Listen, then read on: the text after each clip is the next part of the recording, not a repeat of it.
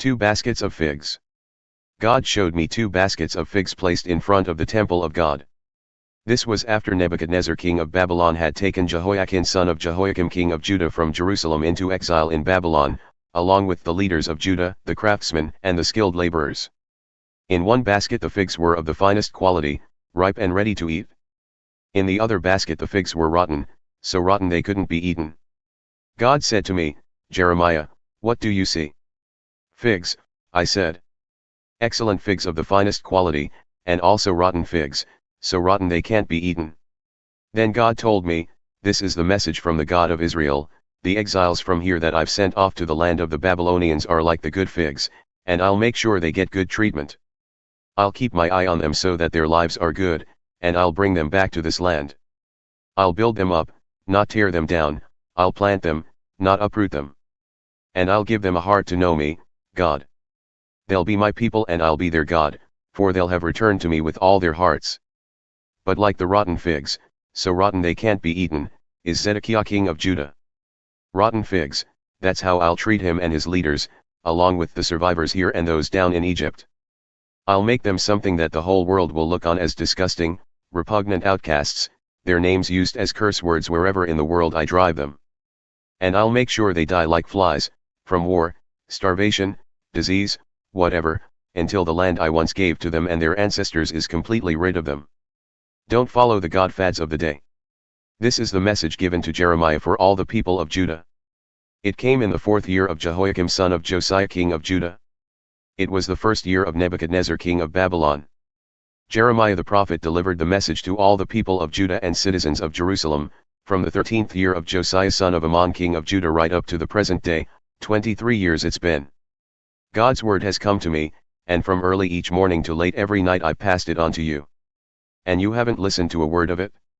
Not only that, but God also sent a steady stream of prophets to you who were just as persistent as me, and you never listened.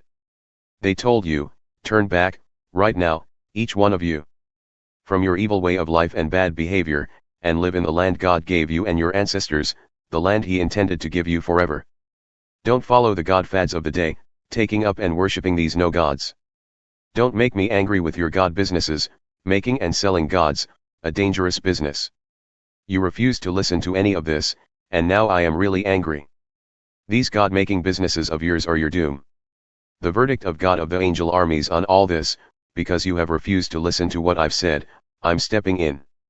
I'm sending for the armies out of the north headed by Nebuchadnezzar king of Babylon, my servant in this, and I'm setting them on this land and people and even the surrounding countries.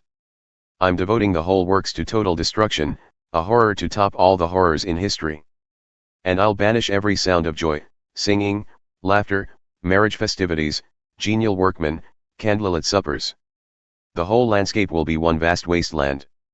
These countries will be in subjection to the king of Babylon for 70 years. Once the 70 years is up, I'll punish the king of Babylon and the whole nation of Babylon for their sin. Then they'll be the wasteland. Everything that I said I'd do to that country, I'll do, everything that's written in this book, everything Jeremiah preached against all the godless nations. Many nations and great kings will make slaves of the Babylonians, paying them back for everything they've done to others. They won't get by with anything. God's decree. God puts the human race on trial. This is a message that the God of Israel gave me, take this cup filled with the wine of my wrath that I'm handing to you. Make all the nations where I send you drink it down. They'll drink it and get drunk, staggering in delirium because of the killing that I'm going to unleash among them. I took the cup from God's hand and made them drink it, all the nations to which He sent me, Jerusalem and the towns of Judah, along with their kings and leaders. Turning them into a vast wasteland, a horror to look at, a cuss word, which, in fact, they now are, Pharaoh king of Egypt with his attendants and leaders, plus all his people and the melting pot of foreigners collected there, all the kings of Uz, all the kings of the Philistines from Ashkelon, Gaza, Ekron, and what's left of Ashdod, Edom, Moab, and the Ammonites, all the kings of Tyre, Sidon, and the coastlands across the sea, Dedan, Tema, Buz, and the nomads on the fringe of the desert, all the kings of Arabia and the various Bedouin sheiks and chieftains wandering about in the desert, all the kings of Zimri, Elam, and the Medes, all the kings from the north countries near and far, one by one, all the kingdoms on planet Earth.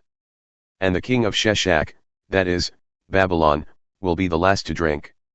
Tell them, these are orders from God of the angel armies, the God of Israel, drink and get drunk and vomit. Fall on your faces and don't get up again. You're slated for a massacre. If any of them refuse to take the cup from you and drink it, say to them, God of the angel armies has ordered you to drink. So drink. Prepare for the worst. I'm starting off the catastrophe in the city that I claim as my own, so don't think you are going to get out of it. No, you're not getting out of anything. It's the sword and nothing but the sword against everyone everywhere. The God of the angel armies decree. Preach it all, Jeremiah. Preach the entire message to them. Say, God roars like a lion from high heaven, thunder rolls out from his holy dwelling, ear-splitting bellows against his people, shouting hurrahs like workers in harvest. The noise reverberates all over the earth, everyone everywhere hears it. God makes his case against the godless nations. He's about to put the human race on trial. For the wicked the verdict is clear-cut, death by the sword. God's decree. A message from God of the angel armies, prepare for the worst. Doomsday. Disaster is spreading from nation to nation. A huge storm is about to rage all across planet Earth. Laid end to end, those killed in God's judgment that day will stretch from one end of the earth to the other. No tears will be shed and no burials conducted.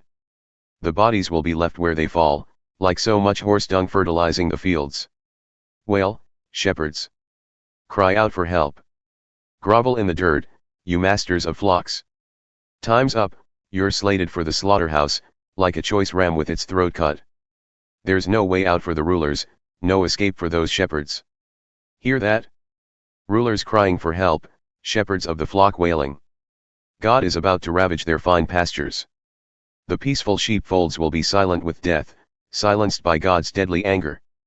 God will come out into the open like a lion leaping from its cover, and the country will be torn to pieces, ripped and ravaged by his anger. Change the way you're living. At the beginning of the reign of Jehoiakim son of Josiah king of Judah, this message came from God to Jeremiah, God's message: stand in the court of God's temple and preach to the people who come from all over Judah to worship in God's temple. Say everything I tell you to say to them. Don't hold anything back. Just maybe they'll listen and turn back from their bad lives.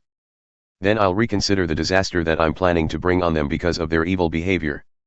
Say to them, this is God's message: if you refuse to listen to me and live by my teaching that I've revealed so plainly to you, and if you continue to refuse to listen to my servants the prophets that I tirelessly keep on sending to you, but you've never listened. Why would you start now? Then I'll make this temple a pile of ruins like Shiloh, and I'll make this city nothing but a bad joke worldwide. Everybody there, priests, prophets, and people, heard Jeremiah preaching this message in the temple of God. When Jeremiah had finished his sermon, saying everything God had commanded him to say, the priests and prophets and people all grabbed him, yelling, "Death! You're going to die for this. How dare you preach, and using God's name, saying that this temple will become a heap of rubble like Shiloh and the city be wiped out without a soul left in it." All the people mobbed Jeremiah right in the temple itself. Officials from the royal court of Judah were told of this. They left the palace immediately and came to God's temple to investigate. They held court on the spot, at the new gate entrance to God's temple. The prophets and priests spoke first, addressing the officials, but also the people, "Death to this man. He deserves nothing less than death. He has preached against the city, you've heard the evidence with your own ears." Jeremiah spoke next, publicly addressing the officials before the crowd, "God sent me to preach against both this temple and city everything that's been reported to you. So do something about it. Change the way you're living, change your behavior. Listen obediently to the message of your God. Maybe God will reconsider the disaster he has threatened. As for me, I'm at your mercy, do whatever you think is best. But take warning, if you kill me, you're killing an innocent man, and you and the city and the people in it will be liable. I didn't say any of this on my own. God sent me and told me what to say. You've been listening to God speak, not Jeremiah." The court officials, backed by the people, then handed down their ruling to the priests and prophets: acquittal. No death sentence for this man. He has spoken to us with the authority of our God. Then some of the respected leaders stood up and addressed the crowd, in the reign of Hezekiah king of Judah. Micah of Morsheth preached to the people of Judah the sermon: "This is God of the angel army's message for you, because of people like you, Zion will be turned back into farmland, Jerusalem end up as a pile of rubble, and instead of the temple on the mountain, a few scraggly scrub pines. Did King Hezekiah or anyone else in Judah kill Micah of Moresheth because of that sermon? Didn't Hezekiah honor him and pray for mercy from God?